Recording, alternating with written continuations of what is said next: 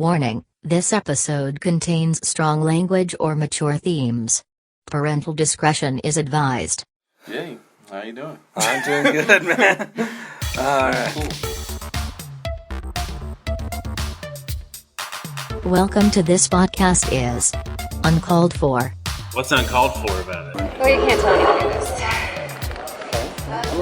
Oh my God, what are you doing? I didn't see the big deal about the human body. I worship Cthulhu just for the free beer. Yeah, and don't go to Sam's Club either. But you didn't even give him a chance for a wild card spot. What are we doing at Tijuana? He's like, what did you just say? Well, the name of this podcast is Stuff Uncalled For?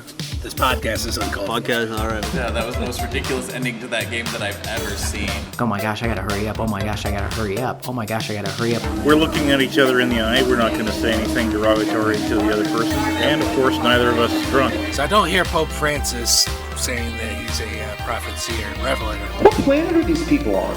And look, thank you, Black Phone. See, this is a disgrace. How'd that happen? And it's got Chick-fil-A. Hey, we're getting somewhere. And now, your host for this podcast, Mike Chernefsky. Fuji!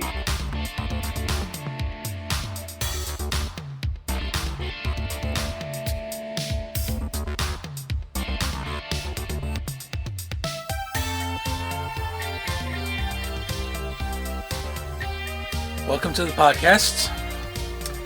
Today is going to be a thoughts episode because we haven't done one all season.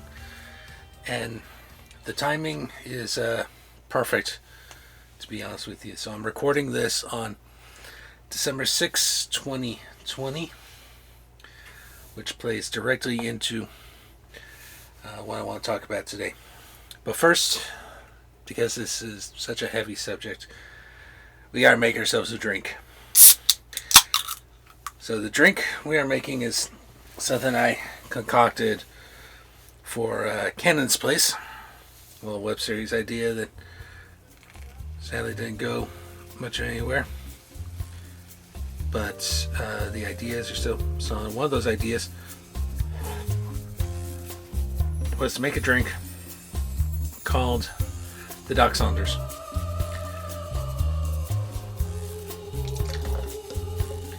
Which I am going to be making as I do this recording.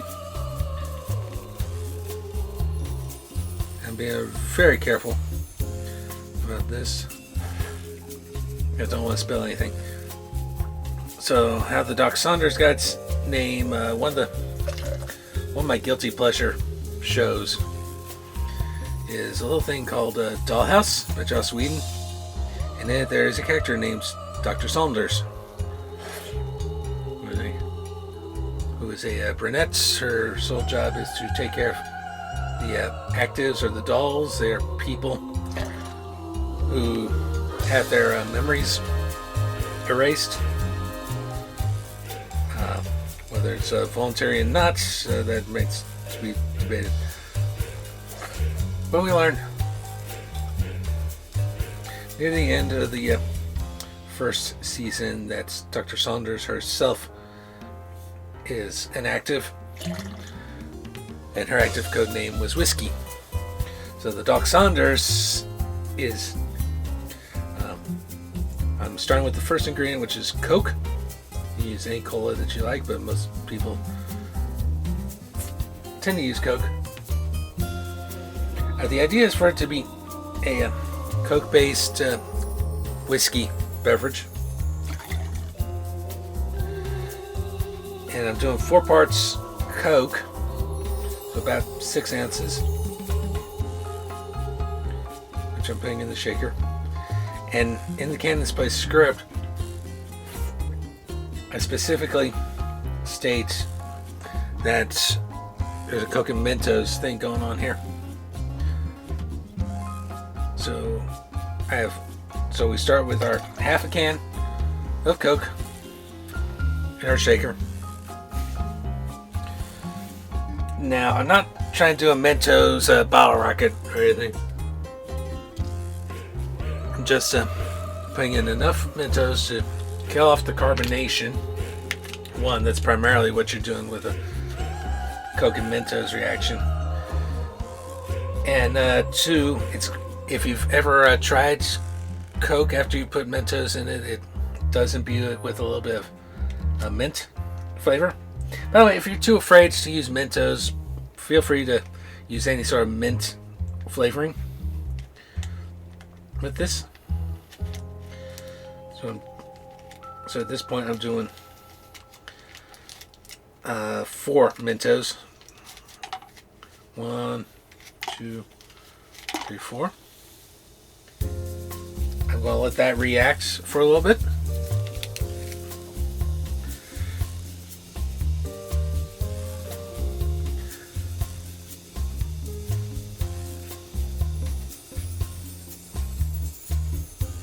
I'm going to keep the Mentos in there. A, it's going to aid with the flavoring, and B, they're going to be drained out anyway. That's why we're doing it in the shaker.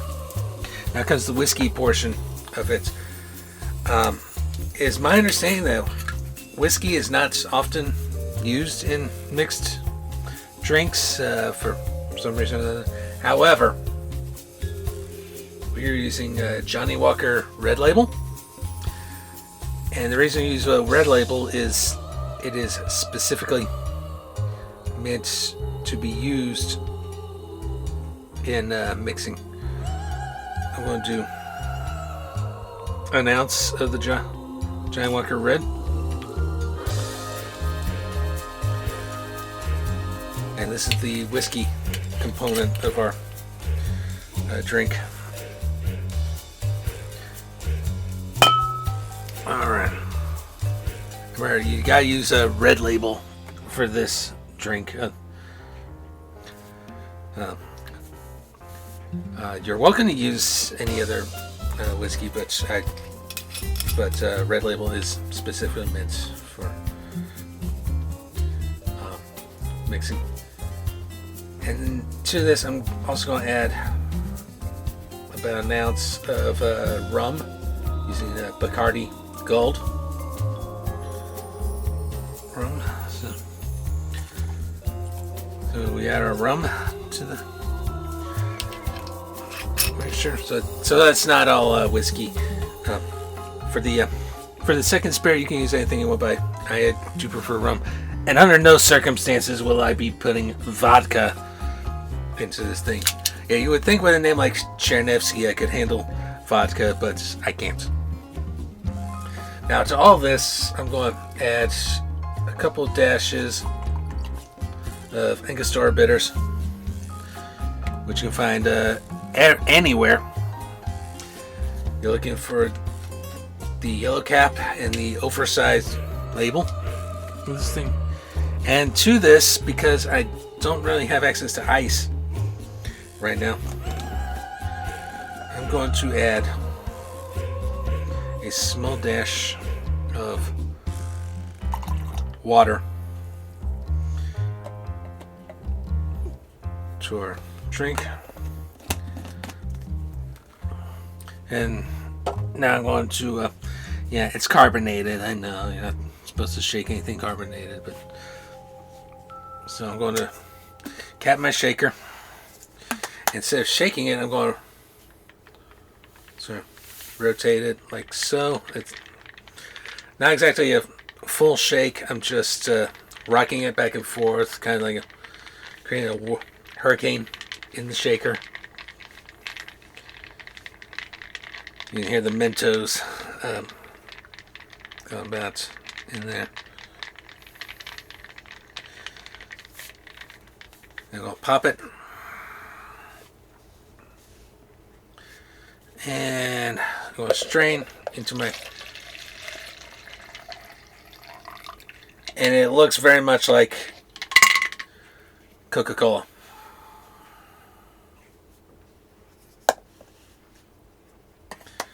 And this, folks, is the Doc Saunders, our drink for the day. Ooh. Yeah, you really don't taste the alcohol all that much, but you do feel the presence, and you definitely feel the bitters in there. So why I'm making this drink, why I'm making a drink at all, actually. Today's kind of a sad day for me, but it's a perfect opportunity to talk about what we're going to talk about today, and that's the idea of guardian angels. Maybe I should rephrase that to guardian spirits, as angels do not become corporeal.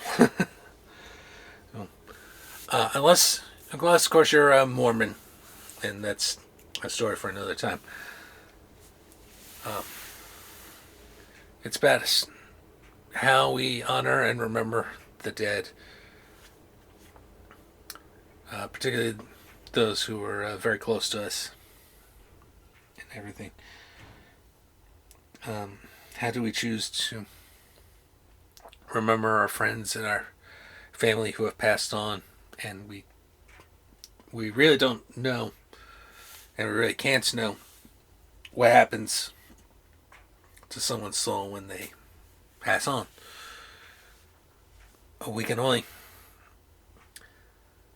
take our memory of them and think about how they would have wanted us to live and everything, and what projects we do, what we choose to do for work, for family, friends, and all that. And I choose to believe, even though I don't consider myself a religious person anymore, and I certainly don't subscribe to the ideas of heaven or hell, at least in the Judeo-Christian sense. But as long as we remember our loved ones, they'll remain part of us forever, I think. And with that in mind, in regards to this podcast, I think there are spirits watching over me as I do it. 3, specifically. All 3 of whom have been referenced on the podcast before. I'm going to talk a little more in detail about them now. So the first one, and the one whose memory we did this in, was my mother, Cheryl Chandevsky, born Cheryl Cannon,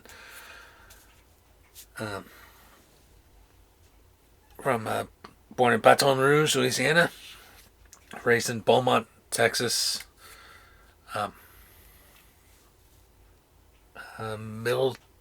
second of 4 children, total. My aunt and 2 uncles, all of whom are still alive today. My mother died 10 years to the day that I record this. I spent the other part of my life as a housewife, but of course my parents divorced when I was 12, and she was forced to take on jobs, and she had a number of jobs throughout during those years. Retail, paraprofessional, custom frame designer, and all that. It's from my mother that I get the height, and other stuff, including the politics. Even though she was a registered Republican, she followed the trend of Republicans at the time, that they were only voting Republican so they could vote in primaries. Hopefully that's dying down now, but her thinking was much closer to Democratic. She also had a number of health issues forever. Most notably, she was asthmatic, everything. But that's not what killed her. On the day she died, she was getting ready to go to work. And I happened to be home at the time, and as did my sister. 4 days earlier, I had taken her to an urgent care clinic to see what the heck was going on with her, because she was having trouble breathing even then. here I'm in my room/studio. I hear my sister yelling, get help, and I see my mother on the bathroom floor, struggling to breathe. And I call 911. Sometime between the time I make that call and they arrive is when she passed away. She was 59, just 4 days shy of turning 60. And died not of asthma, but from a pulmonary embolism. And that's not even the worst of the health issues that she had in her later life. Still, I want to believe that she's watching over us as we speak. I want to believe that she was there when my nieces and nephew were brought into the world. I want to believe she was there when I went back to school, did my internship, got into podcasting, and all sorts of other cool stuff. I want to believe she watches over us to this day.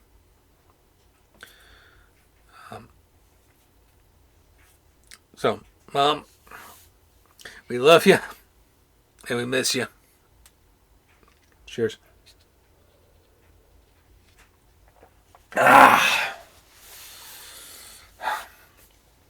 So the second person that I feel is watching over our podcast is Rylan Lundy.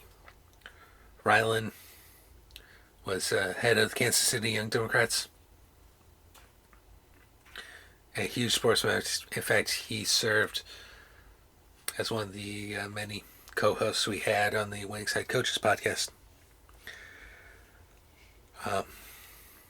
Very likable, knowledgeable young man.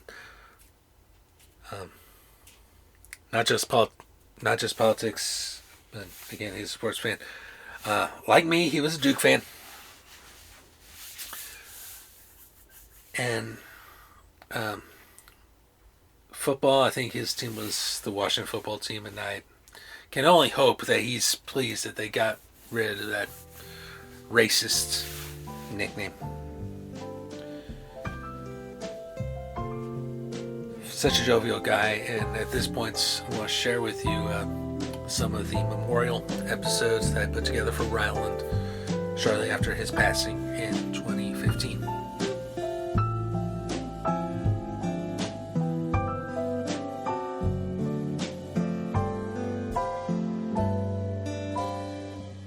Preston North End is next to Lily White's. They come from Preston and Lancashire, another founding member of the Football League. In fact, their first champion of the Football League in 1888. That team was called the Invincibles. Wow. How do you go from Invincibles to sounds like a flower, the Lily Whites? Yeah. Lily Whites is their jersey color. Really. Oh, okay. You'll find with a lot of the English teams that they'll take their nickname from the colors that they wear. Yeah. Sounds like a high school team. Preston North End. It does kind of, yeah. So, Deepdale is the name of their stadium, and they're 2 leagues housing in early, and 2 FA Cups to their credit as well. And their major rival is a team that was in the Premier League the season I started following them, Blackpool. Blackpool, by the way, another team that has black in their name, but their colors are not black. Their colors are more of an orange, like the puke orange that the Tampa Bay Buccaneers used to wear. Yeah. Oh gosh, the orange creamsicle jersey. Yeah. Oh, yeah.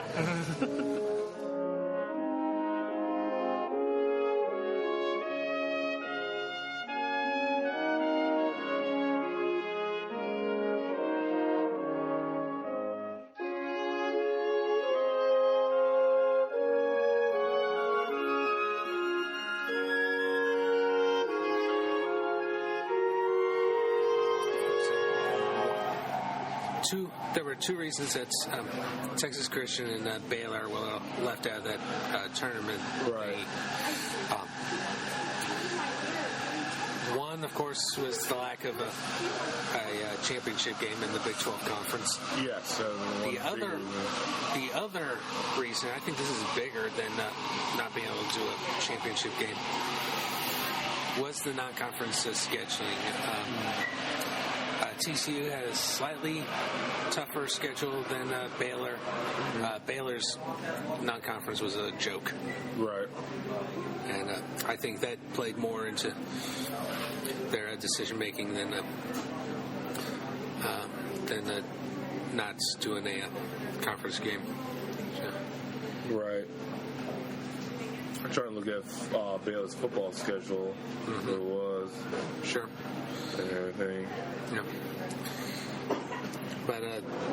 But this has been something that teams have been doing for a while now, yes.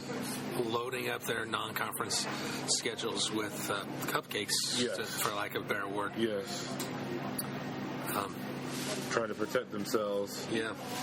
I mean, everybody does it. I mean, some teams are a little more true to it than other people, but most teams do it a lot.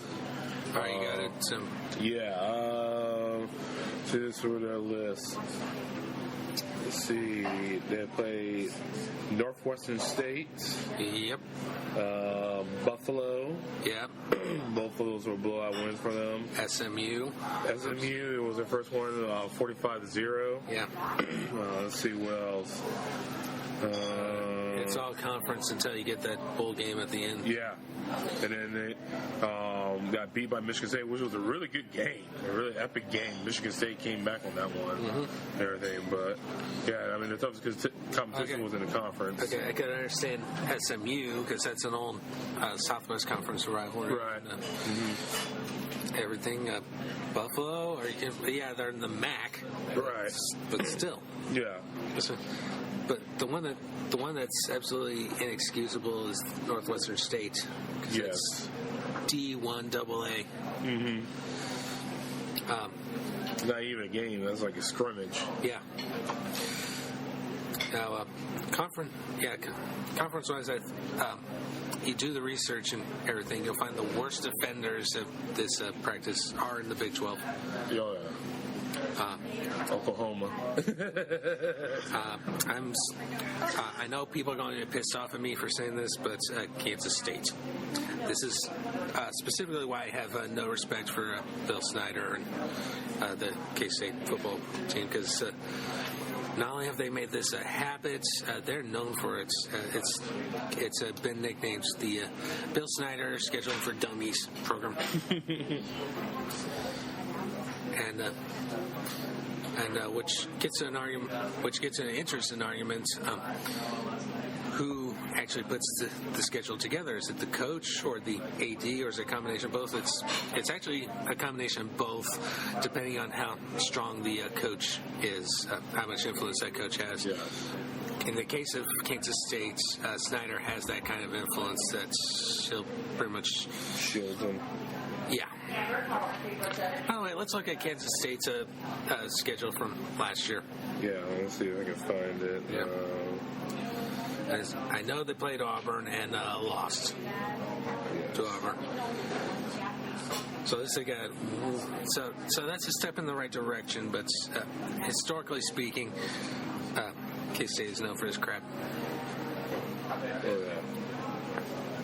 And yeah, it's been a problem for them for decades, and they wonder why they don't get any respect.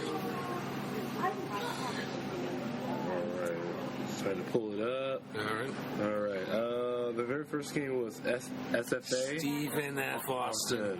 And they blew out that team 55-16. Second game was against Iowa State. Then the third week, they lost to Auburn 20-14. Yep. They played Utah. Utah's mediocre. They beat that game. They won that game, 58-28.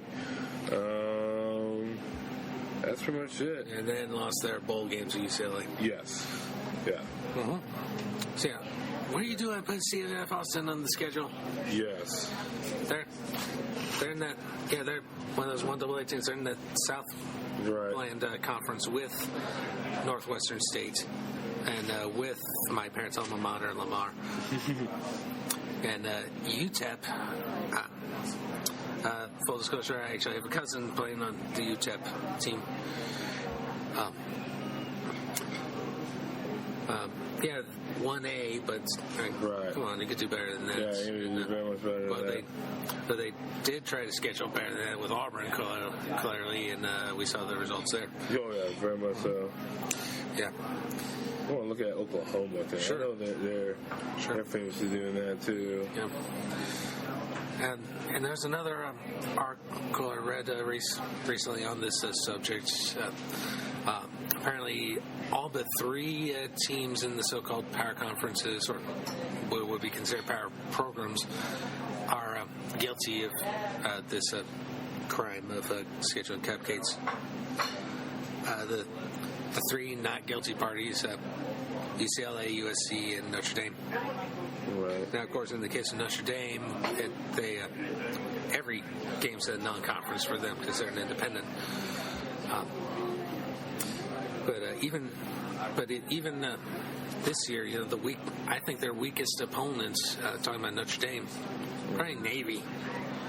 Yeah. And that's a game they traditionally schedule that the Irish have dominated until recent years. I had a hard time finding the 2014 schedule, but here's the 2015 schedule who they play. All right. Very first game against Akron. Okay, in the MAC. So. Yep. Then their second game, they're at Tennessee. It's an SEC team. All right, SEC. And then they have Tulsa.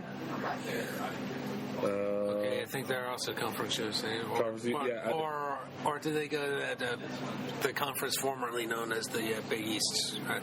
They're in the Big East Conference USA. I think they might be in Conference USA. Then they we'll look that up. Then in the conference schedule, they play all the conference teams and everything. Yeah. So that's pretty much it. But yeah, so they got one cupcake in Akron. The Akron Zips and Tulsa is a mediocre team. So that will be their 2015 schedule coming up and everything. Yeah. Can't find the 2014 schedule, just like it's disappeared.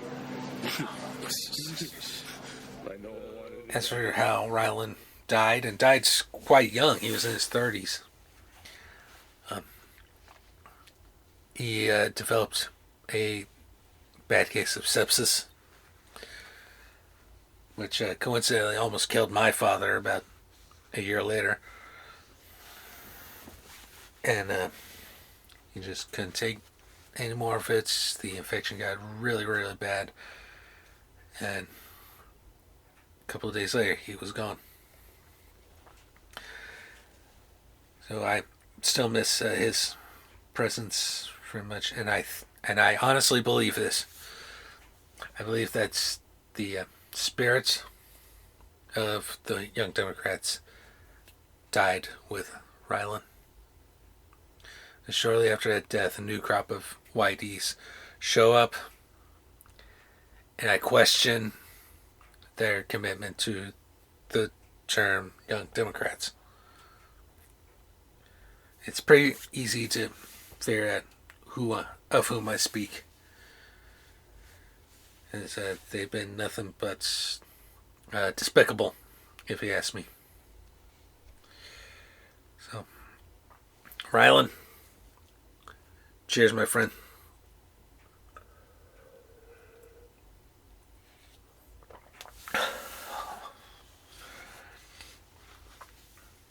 And the last person I think watches over this podcast and pretty much anything I do media-wise, a man I considered a mentor in filmmaking and media in general. A man who's been mentioned many times on this podcast already, the late David Barry. I first met Dave, of course, through the Independent Filmmakers Coalition, and Worked on a number of films with him. He was always willing to help me out and help out anyone, as you may recall from my conversations with Brian and Trevor in particular.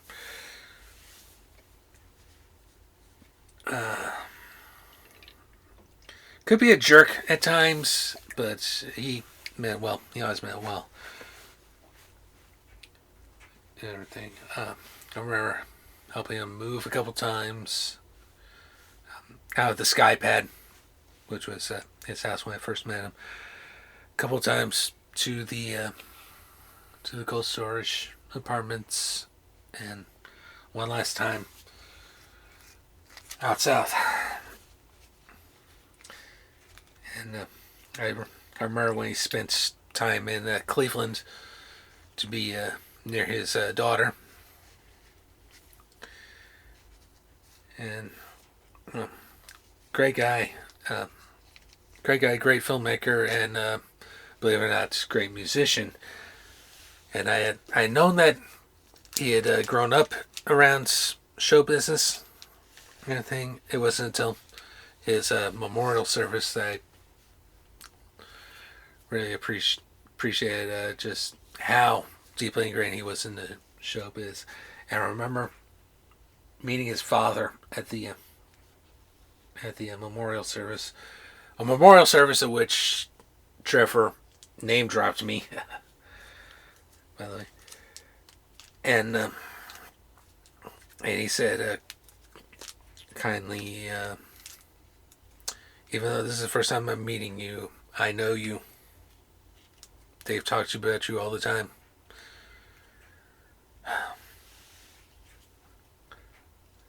And at this point, I would like to put in a track of Dave's, one of his music tracks, but copyright. He's only been dead a couple of years.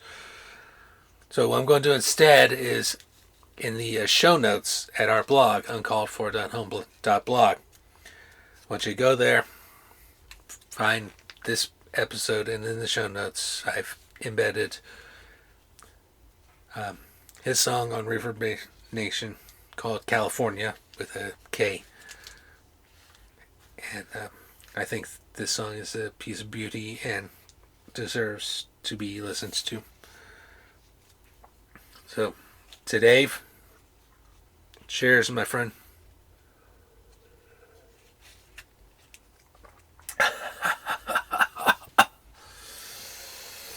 Woo!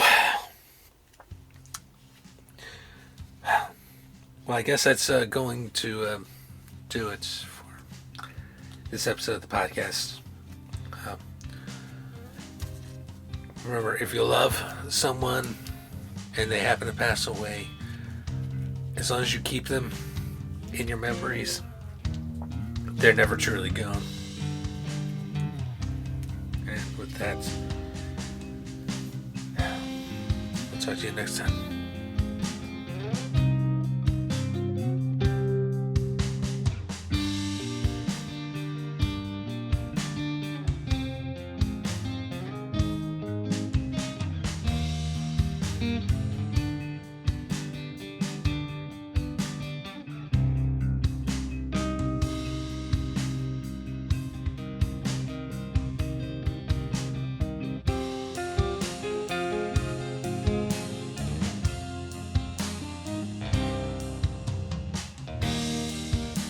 This podcast is Uncalled For is hosted, produced, and edited by Mike Chernevsky. Opening music is Fantasia by Kevin MacLeod at incomptech.com, licensed under Creative Commons by Attribution 4.0 license. The outro music for this episode is In Awareness by Andy G. Cohen, licensed under a Creative Commons by Attribution 4.0 international license. Additional music included Secret of Tiki Island by Kevin MacLeod at incomptech.com, licensed under a Creative Commons by Attribution 4.0 license. Please like, share, and subscribe to the podcast through your favorite podcasting platform. Like our Facebook page at facebook.com/uncalledforpodcast, and check out our blog with show notes at uncalledfor.home.blog. Thank you so much for listening. We will see you next time.